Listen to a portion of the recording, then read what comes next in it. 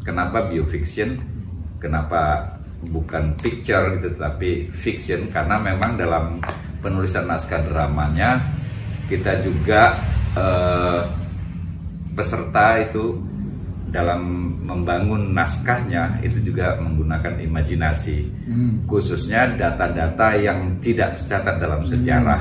Mau nggak mau kan itu ada unsur imajinasinya yang kemudian dikembangkan oleh peserta, yang tentu saja dengan tetap memperhatikan data-data yang ada dalam sejarah.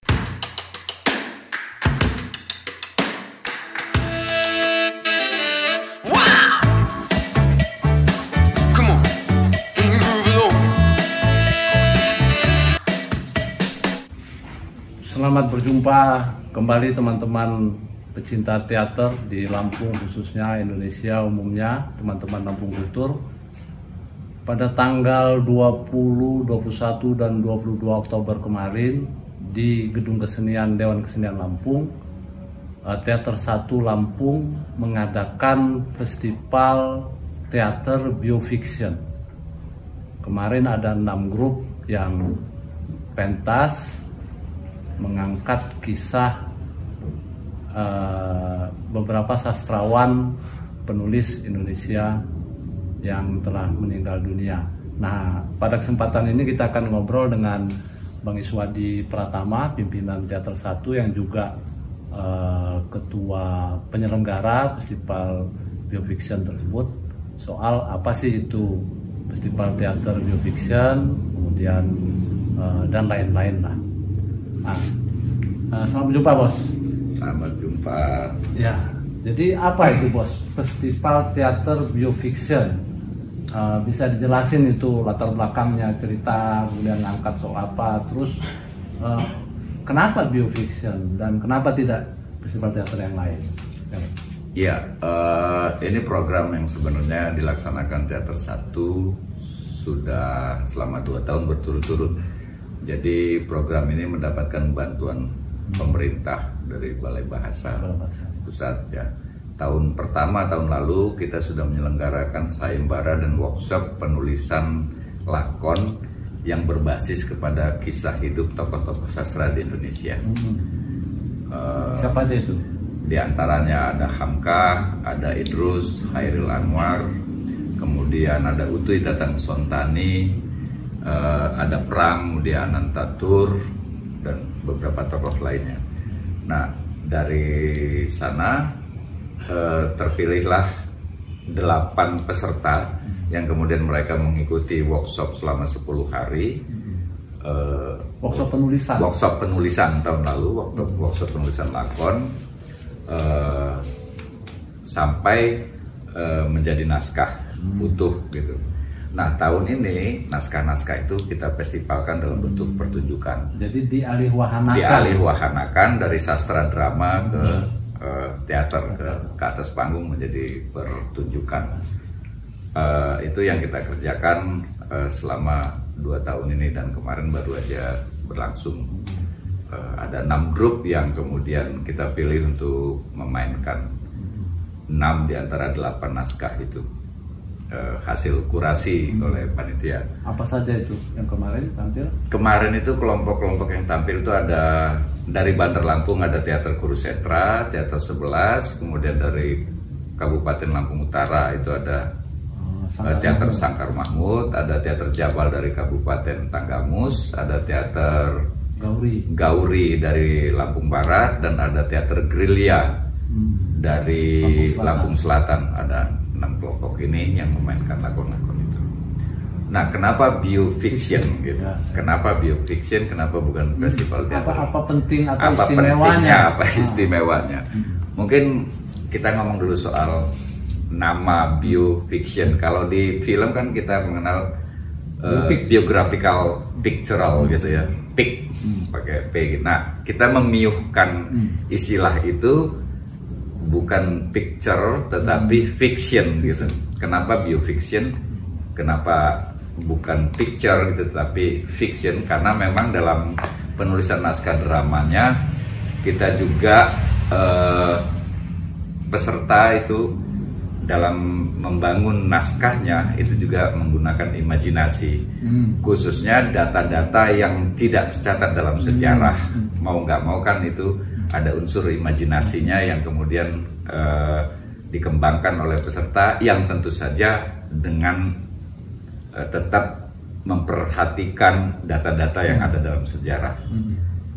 Seperti misalnya mau membangun percakapan sehari-hari, misalnya kita tidak bisa tahu apa yang dikatakan Hamka sehari-hari, apa yang dilakukannya misalnya di pagi hari atau ketika dia ada di dalam penjara, apa yang dikatakannya kepada sipir penjara atau kepada orang yang menginterogasinya. Tidak semua itu tercatat dalam sejarah, tetapi berdasarkan data-data para peserta kemudian merekonstruksi peristiwanya yang tentu saja peran imajinasi ada di sana. Itu kenapa kita menamakan biographical fiction gitu. Tetapi data-data yang sangat penting yang memang sudah menjadi bagian dalam sejarah itu dipertahankan. Nah, itu mengenai istilahnya. Lalu mengapa festival biofiction? Ya, kenapa bukan festival yang biasa gitu ya?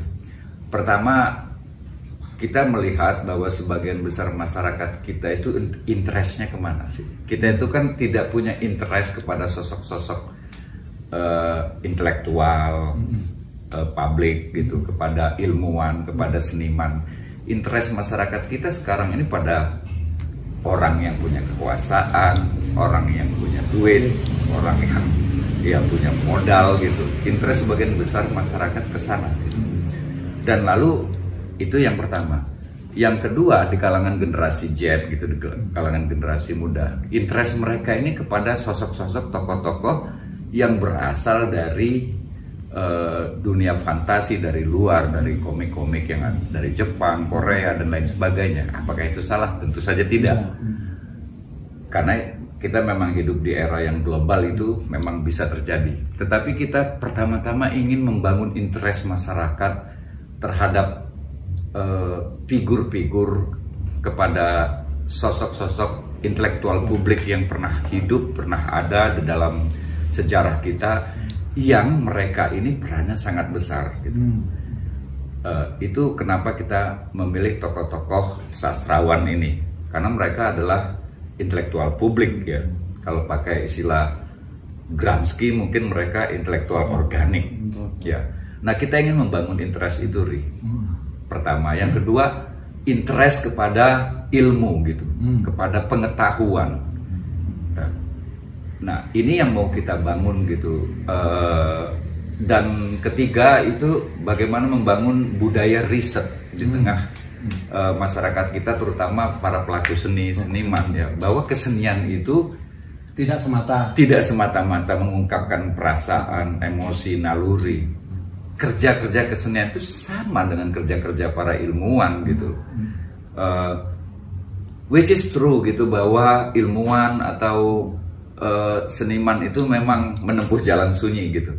Tetapi di luar itu, bahwa apa yang dilakukan mereka, apa yang mereka lakukan itu cukup pantas untuk dibaca ulang, dibunyikan lagi, disuarakan lagi hari ini. Nah, interest masyarakat terhadap ilmu, terhadap tokoh-tokoh intelektual publik ini yang mau kita tumbuhkan di tengah generasi muda gitu. Kenapa itu yang kita angkat? Karena pemikiran-pemikiran para sastrawan itu menurutku cukup penting ya. Apa yang muncul hari ini sebagai persoalan ternyata juga itu sudah mereka pikirkan 50 tahun lalu, 70 tahun lalu, yang hari ini tiba-tiba muncul begitu saja. Nah, intinya aku sebagai pelaku seni juga, teman-teman mungkin merasa prihatin kenapa sebagian masyarakat kita, mungkin sebagian besar, tidak punya interest kepada sosok-sosok intelektual publik ini. Itu yang mau kita bangun, di samping mengajak teman-teman untuk punya budaya riset dalam berkarya gitu. Mau nggak mau kan penulis lakon ini harus riset, walaupun dalam batasan tertentu gitu ya, mereka harus melakukan riset, sehingga karya seni itu juga sama dengan hasil-hasil para ilmuwan melakukan riset di laboratorium gitu, hanya produknya yang berbeda begitu. Kalau ini produknya produk pemikiran, gagasan, wawasan gitu, yang berkaitan dengan konsep-konsep, dengan nilai-nilai. Nah, itu yang mau kita kedepankan. Tentu saja ini nggak mungkin sekali gitu. Itu sih alasan harapannya bisa berulang ya. Kita akan mencoba menjadikan ini menjadi kegiatan reguler setiap tahun gitu. Yang festival ini memang mengarah ke sana gitu, menunjukkan interest kita kepada sosok intelektual publik gitu. Kalau sekarang ini dari tokoh sastrawan, mungkin tahun berikutnya dari disiplin yang lain, mungkin saja dari tokoh-tokoh olahraga dan lain. Pokoknya orang-orang yang aku menyebutnya mereka itu profesor. Bukan secara akademis. Bukan profesor, bukan secara akademis, tetapi kalau kita melihat istilah profesor yang dulu digunakan di kalangan gereja dan lain sebagainya, profesor itu orang yang to profess ya, to profess, orang yang menyatakan sesuatu dengan lantang dan tanpa intervensi pihak manapun. Itulah muasal. Itulah muasal profesor, orang yang berani menyatakan sesuatu dengan lantang dan mereka tidak diintervensi oleh kekuasaan manapun karena kompetensi mereka di bidang itu. Nah, seniman, ilmuwan, aku pikir adalah profesor-profesor itu di luar gelar akademik. Kalau kita melihat istilah profesor dalam Anglo-Amerika gitu, kalau di kontinental kan misalnya di Inggris istilah profesor itu menjadi lecturer dan lain sebagainya. Nah, itu yang mau kita bangun gitu, orang-orang seperti ini, bahwa orang-orang yang menyuarakan sesuatu dengan lantang, dengan kompetensi tentunya, dan tanpa campur tangan pihak lain, karena mereka punya independensi gitu. Nah, arah festival ini ke sana gitu. Suara-suara orang-orang seperti ini menurutku sangat layak untuk kita gemakan lagi hari ini. Dan untuk konteks teater kan festival biofiction, festival yang khusus mengangkat dalam tanda kutip kisah para profesor tadi, maestro-maestro di bidang sastra, itu saya rasa nggak baru kali ini ya Mas ya? Ya, ada di Indonesia. Iya, iya. Itu juga kan jadi sumbangan juga ya. Ya. Bagaimana menurutmu? Iya, menurutku di Jakarta misalnya ada proyek Titip Mangsa di Tepi Sejarah atau apa, ada proyek, tetapi itu kan bentuk pertunjukan-pertunjukan. Nah, kita mau menjadikan ini sebagai festival ya dengan arah yang seperti ku katakan tadi, dan ini insya Allah reguler gitu. Ada atau tanpa dukungan pemerintah, mudah-mudahan juga bisa mendapatkan dukungan ya.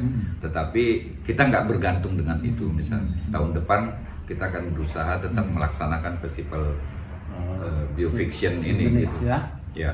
Lantas apa nih istimewanya biofiction? Tentu kalau soal pemikiran para maestro tadi kan sudah ada loh, walaupun tidak banyak dituliskan dalam buku-buku kan, atau dalam film-film bahkan sekarang. Ini teman-teman teater satu bikin khusus teater nih, gimana nih? Apa sih yang mau disasar, yang di samping soal riset tadi? Di dalam industri film tentu saja ada, tetapi industri film tidak terlepas dari keputusan-keputusan pemilik modal kan. Yang kemudian pertimbangan-pertimbangan marketing itu menjadi lebih dominan kadang daripada kontennya gitu. Sehingga ya walaupun itu juga cukup berguna, cukup bermanfaat, tapi kita nggak bisa sepenuh-penuhnya mengangkat kehidupan seorang tokoh dengan pemikirannya gitu. Karena ada kompromi-kompromi yang kadang-kadang ya lumayan kalau 50-50 itu masih bagus. Nah, di teater relatif kita bisa lebih bebas untuk memilih dari perspektif mana, dari sudut pandang yang mana, gagasan-gagasan yang mana yang mau kita hadirkan ke tengah masyarakat. Yang kedua, sensasi generasi sekarang kan sensasi lihatan ya, visual, ya sensasi visual ya. Yang kedekatan mereka, tradisi literasi kita kan sangat parah ya. Membaca itu ya akan susah sekali, tetapi dengan mengubahnya, mengalihwahanakannya menjadi sebuah peristiwa di mana penonton tinggal duduk kemudian menikmati dan menyaksikan peristiwanya, gagasan-gagasan mereka, perjuangan mereka itu bisa sampai kepada penonton. Nah, sejauh ini gimana kemarin apa respon penonton, Bos? Cukup positif dari testimoni dan pesan-pesan mereka di dinding yang memang kita sediakan, dan mungkin ini salah satu indikator yang bisa kita lihat juga. Kemarin itu kita kedatangan 6 orang anak-anak muda, bahkan yang 1 orang tuh masih SMP, yang tiba-tiba kesini dan bilang, aku mau belajar teater. Oh, gitu. Mereka ini dari penonton yang kemarin itu, mereka sangat terkesan melihat pertunjukan-pertunjukan itu, dan mereka jadi ingin tahu lebih banyak gitu. 6 orang generasi muda yang tiba-tiba datang dan pengen belajar sastra dan teater, menurutku itu udah sangat banyak. Oh, itu 6 orang itu udah sangat banyak. Untuk konteks Lampung apa Indonesia nih? Untuk konteks Indonesia bahkan. Oh, gitu. Ya, 6 orang yang dengan sadar, dengan sendirinya datang pengen Awam belajar, ya? awam sekali, yang sebelumnya juga nggak pernah nonton teater, tiba-tiba datang dan pengen belajar teater. Tapi kemarin nggak sempat di apa ya, dalam tanda kutip kita survei ya, apa hasil resepsi mereka ya, baik soal tokoh itu sendiri atau soal teater itu sendiri, belum sempat ya, Bang? Belum, hanya pesan-pesan yang mereka simpan di dinding itu yang mereka tuliskan. Ya, itu ada banyak yang mereka bilang, oh ternyata ada toh sastrawan Indonesia yang namanya Idrus. Iya. Ternyata selama ini mereka hanya mengenal Hairil gitu, karena memang Sapardi Djoko Damono begitu. Tiba-tiba mereka, ada yang namanya Idrus dan ada yang namanya Ratna Indraswari. Generasi sekarang hampir nggak ada yang tahu kan siapa Ratna Indraswari. Bahkan di generasi kita pun nggak banyak. Belum tentu. Nah, kemarin mereka, ada tuh yang namanya Indraswari, dan khususnya untuk tokoh Indraswari ini memang cukup mengharukan bagaimana perjuangan dia untuk menjadi penulis dengan kondisi dia yang tidak seperti kebanyakan orang, dan itu rupanya sangat menginspirasi mereka gitu. Dan senangnya lagi teman-teman yang memainkan kisah hidup Ratna Indraswari ini dari teman-teman Kurusetra itu cukup berhasil gitu mengulik konflik, mengulik perjuangan hidupnya, dan itu ternyata menginspirasi mereka, mengilhami mereka. Nah, artinya generasi sekarang ini butuh sosok gitu. Iya. Mereka butuh terilhami. Iya. Ya, jangan-jangan kan mereka menjadikan misal kayak K-pop sebagai idol, atau siapa-siapa orang-orang kaya, konten kreator yang konten yang nggak keruan-keruan tapi jadi idol, kan karena memang sosialisasi dari tokoh-tokoh maestro-maestro ini kan memang kurang. Betul. Bisa jadi inputnya kan sangat kurang. Jadi nggak ada kantor betul. Iya.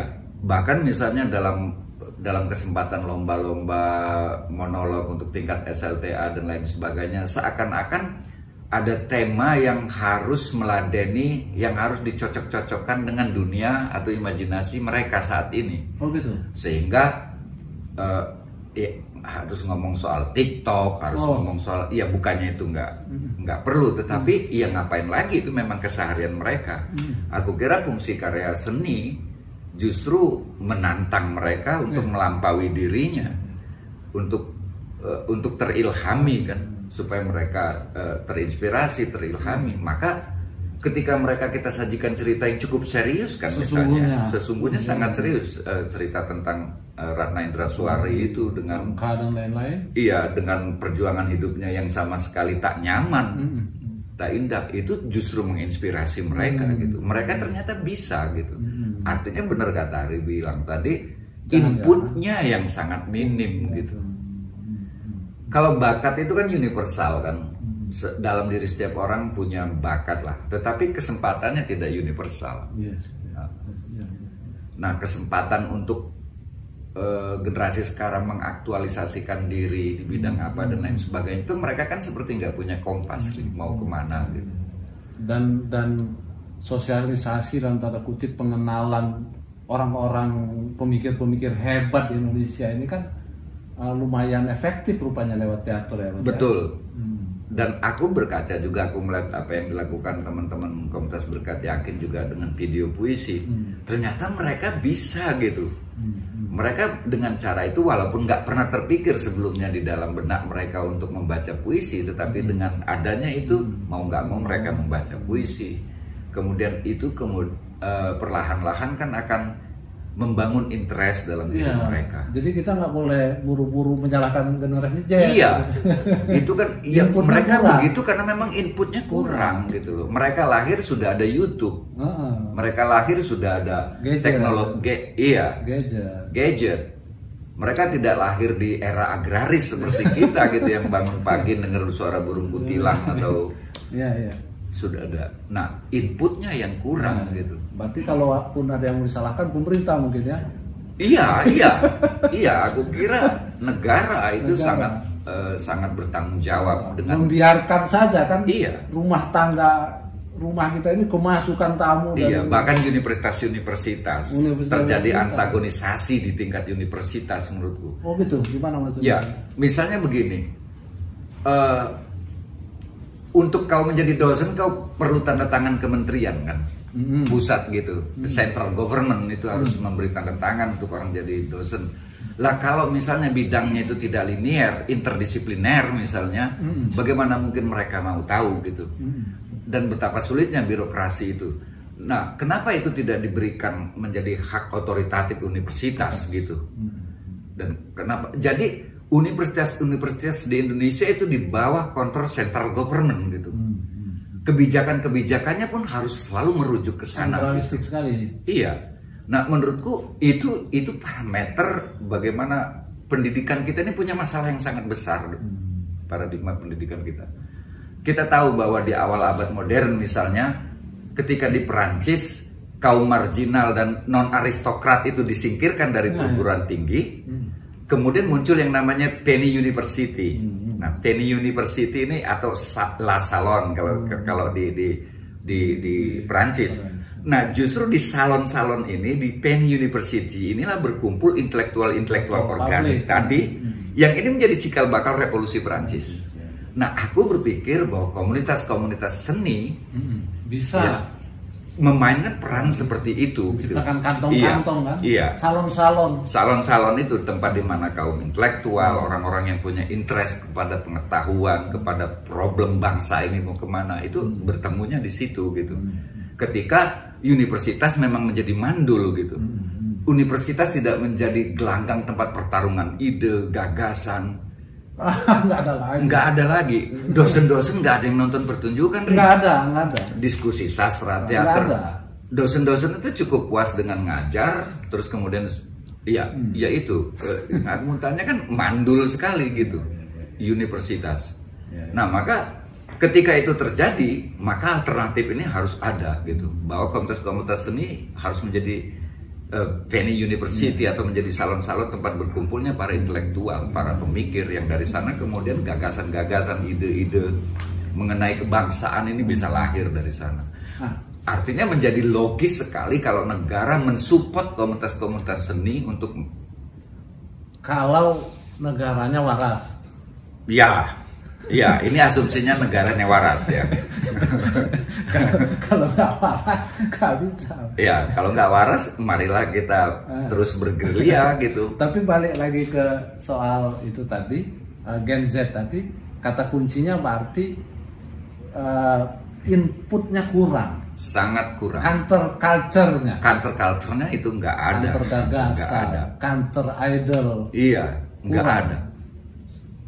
Ya. Gitu ya Bos, bisa dibilang gitu. Iya, nah itu yang harus kita lakukan gitu. Kita harus punya budaya tanding gitu. Kita harus selalu melahirkan gagasan-gagasan untuk merespon situasi zaman. Dan pemerintah seharusnya kan kalau sadar tadi kan menstimulus komunitas-komunitas untuk menyiapkan input-input tadi. Betul. Harus. Kayak festival biofiction ini harusnya kan disupport kemudian menjadi reguler per tahun atau per 2 tahun. Harusnya kan? Harusnya. Karena itu yang justru menjadi alternatif kan gitu. Menjadi alternatif. Jangan kemudian kita ngeluh kok remaja mengidolakan orang Korea aja, orang Amerika aja, orang Eropa aja. Ya karena mereka menarik memang. Menarik. Dan kita nggak ada tandingannya. Dan kita nggak punya tandingannya. Nah ternyata kemarin tuh kita lihat kan, aku senang banyak penonton-penonton baru ya, dari generasi baru yang nonton teater, yang kelihatan dari menerima aja, asik dan aja. Tertib. Mereka ternyata khusyuk nonton, tenang. Ya. Nah balik ke ini bos, materi festival itu sendiri, naskah-naskah yang dibikin oleh para penulis itu bagaimana tuh capaiannya secara estetiknya gimana? Ya secara estetik aku ingin udah oke atau belum? Ya ini harus kita lihat sebagai proses yang bertumbuh ya. Artinya untuk tahap ini mereka sudah mampu kemudian merekonstruksi peristiwa sejarah menjadi sebuah pertunjukan. Itu sudah sebuah capaian yang lumayan berhasil. Tetapi kalau kita mulai dari kualitasnya dari sisi sastra, aku ilmu naskah. Iya, ilmu naskah. Itu harus mereka bangun lagi, harus mereka kembangkan lagi. Aku bilang dengan teman-teman penulis yang kemarin hadir, itu naskahmu harus dibangun lagi. Nah itu kenapa kita Teater 1 tahun depan akan melaksanakan lagi. Ada beberapa grup yang kita ingin pertunjukannya itu ditampilkan lagi dengan naskah yang kemudian terus diperbaiki, dan juga kualitas pertunjukannya yang terus diperbaiki. Itu untuk konteks naskah. Nah kalau untuk konteks grup penampil bagaimana capaiannya? Ini pakai ilmu teater? Ya. Gimana? Kalau dari grup ada aspek mengembirakan nggak? Iya, dari 6 peserta itu 80% sudah cukup. Lumayan lah. Lumayan. Kita bisa tersenyum gitu, kita bisa gembira gitu, bisa berharap dengan generasi yang sekarang ini gitu. Karena terlihat sangat serius gitu, sangat serius mereka mengerjakan itu, dan ternyata ketika mereka benar-benar memberikan perhatian, interestnya, mereka punya interest yang besar gitu dengan apa yang mereka lakukan, mereka bisa melahirkan karya yang bagus gitu. Nah itu yang kita harapkan gitu, yang kenapa kita jadi memutuskan oke, tahun depan ini kita mainkan. Jadi ada rencana gitu tahun depan ya Mas? Iya, iya. Walaupun belum semua grup karena kita nggak tahu kita dapat bantuan dari mana, tetapi kalau beberapa grup kita merasa oke, kita bisa lah. Tetap dengan naskah yang sama. Tetap dengan naskah yang sama, naskahnya itu diperbaiki lagi, ya, dan pertunjukannya juga. Latihan lagi mereka. Terus mungkin ada diskusi, ada workshop. Karena ya sayangnya kemarin nggak ada diskusi ya. Sayangnya ya. Kemarin ada Akropolis itu. Oh ya, tapi internal ya. Internal, karena kita menghindari, kadang kan peserta itu kalau ada diskusi yang melibatkan penonton, mereka jadi grogi gitu, mereka seperti merasa dihakimi. Jadi kenapa kita internal aja? Nah menurutku tradisi kayak begitu harus tetap ditumbuhkan gitu, karena seni itu kerja intelektual gitu. Iya. Bukan cuma selesai pertunjukan terus selamat ya, bagus sekali gini ya, itu oke gitu, tetapi harus ada evaluasi. Evaluasi ini bukan menghakimi ya, supaya mereka juga kan butuh itu, sejauh mana mereka berhasil dan sejauh mana mereka gagal, perlu ada evaluasi mengenai itu. Oke, terakhir bos, apa harapan ke depan bos untuk konteks kita di Lampung khususnya, Lampung lah khususnya, gimana nih harapannya ke depan? Ya, untuk konteks Lampung, untuk teater ya, aku harap itu tadi, bahwa di Lampung ini komunitas-komunitas seni itu bisa menjadi salon-salon dalam pengertian sebagai penny university tadi, tempat di mana intelektual organik ini berkumpul, dan dari sana akan lahir ide-ide, gagasan-gagasan yang dari sana kemudian public good itu bisa dirawat. Public good yang aku maksud itu bagaimana masyarakat menjadi punya daya kritis terhadap berlangsungnya kekuasaan, kesejahteraan, keadilan, praktek demokrasi gitu. Pertukaran gagasan itu terjadi di sana. Jadi ya sebagai pelaku seni kita nggak bisa lagi, kalau pakai istilah Rendra itu Rumah ya? Teriak-teriak revolusioner kemudian bersembunyi di balik rok dewi kesenian gitu ya. Karena memang berkesenian artinya hari ini bukan cuma mengekspresikan perasaan kita, sentimentalitas kita gitu. Berkesenian hari ini adalah berpihak dan memperjuangkan keberpihakan kita itu. Apa pesan terakhir untuk calon gubernur Lampung ini? Saya kan ini calon gubernur ini ada 2 sekian macam bupati, dan alhamdulillah tidak ada satupun yang sejauh ini eksplisit mengutarakan visi kebudayaannya, Bos. Iya. Apa pesannya? Untuk pesan calon gubernur yang akan datang, nggak tahu siapa. Saya kira satu hal, harus melek budaya. Karena betapa barbarnya sebuah nation, sebuah state, sebuah government yang tidak menjadikan budaya itu sebagai parameter keberhasilannya. Kita tahu revolusi kognitif itu sudah dimulai 70.000 tahun yang lalu. Sejak Homo sapiens sebagai gerakan 1950, Noah Chomsky sudah mengatakan itu. Dan kerja-kerja kebudayaan, kesenian itu menjadi parameter apakah otak kita ya berevolusi dengan baik atau tidak. Artinya kalau sebuah negeri tidak punya perhatian, sebuah provinsi tidak punya perhatian kepada kerja-kerja kebudayaan, maka belum berevolusi. Jadi tolonglah ya, jangan primitif amat gitu ya. Paling tidak artinya memang bukan karena untuk basa-basi, memang bagaimana kita punya visi, punya strategi kebudayaan. Kebudayaan itu bukan melulu physical artefak. Biasanya kan kalau ngomong seremoni, pejabat sekarang asal dia seneng karaoke udah menganggap ngerti berkesenian gitu. Itu kan naif sekali gitu. Nah, parameter kebudayaan itu cultural artefak gitu loh. Jadi alat ukurnya itu jangan dikuantifikasi terus gitu loh. Karena hari ini kita melakukan kerja kebudayaan itu kan investasi, mungkin 20 tahun, 50 tahun yang akan datang. Iya. Dan itu sangat penting. Jadi itu pesanku sih. Oke. Thank you ya, Bos. Sama-sama. Mudah-mudahan sukses untuk acara Biofiction yang akan datang. Ya. Demikian teman-teman, mudah-mudahan ada manfaat dan berkah untuk kita semua. Thank you.